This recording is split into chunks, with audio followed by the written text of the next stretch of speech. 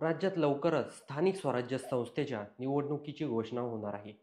ही निवडणूक लक्षात घेता राजकीय पक्षांनी सर्वच कामं सुरू केली आहेत. त्याचबरोबर राज ठाकरे यांच्या पक्षाने मनसे यांनी देखील आपली ताकद लावायला सुरुवात केली आहे. राजकीय पक्षांनी या निवडणुकीची तयारी चालू केलेली असताना दुसरीकडे नेते मंडळी आपली सोय पाहून पक्षांतर करताना दिसत आहे.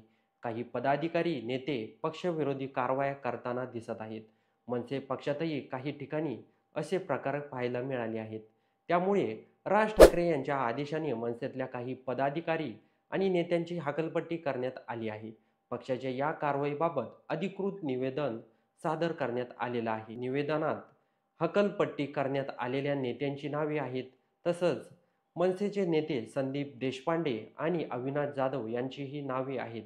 हा आदेश जारी करताना समन्वय राजसाहेबांच्या आदेशानुसार खालील पदाधिकाऱ्यांची पक्षविरोधी कारवाया आणि पक्षाच्या नियमाचं उल्लंघन केल्यामुळे हकालपट्टी करण्यात आली आहे. तरी सर्व महाराष्ट्र सैनिकांची यांची नोंद घ्यावी असं आवाहन करण्यात आलं आहे.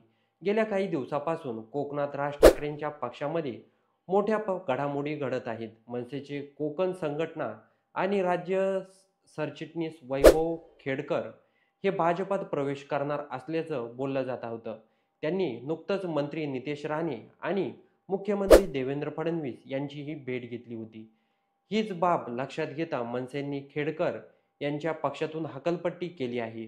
सोबतच अविनाश सोदलकर, संतोष नलवडे, सुबोध जाधव यांनीही पक्षातून बडतर्फ करण्यात आले आहे.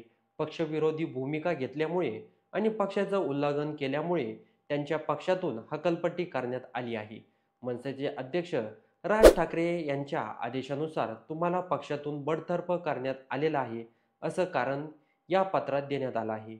वैभव खेडेकर हे कोकणातील चर्चेत असलेले नाव आहे. कधीकाळी ते राज ठाकरे यांचे खांदे समर्थक म्हणून ओळखले जायचे.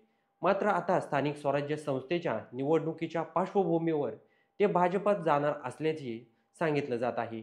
त्यांनी मनसेच्या तिकिटावर 2014 साली दापोली मतदारसंघातून विधानसभा निवडणूक लढवली होती. खेड नगरपरिषद निवडणूक आणण्यात त्यांनी महत्त्वाचं योगदान दिलं होतं. त्यांनी खेडचे नगर अध्यक्षपदही भूषवलेले आहे.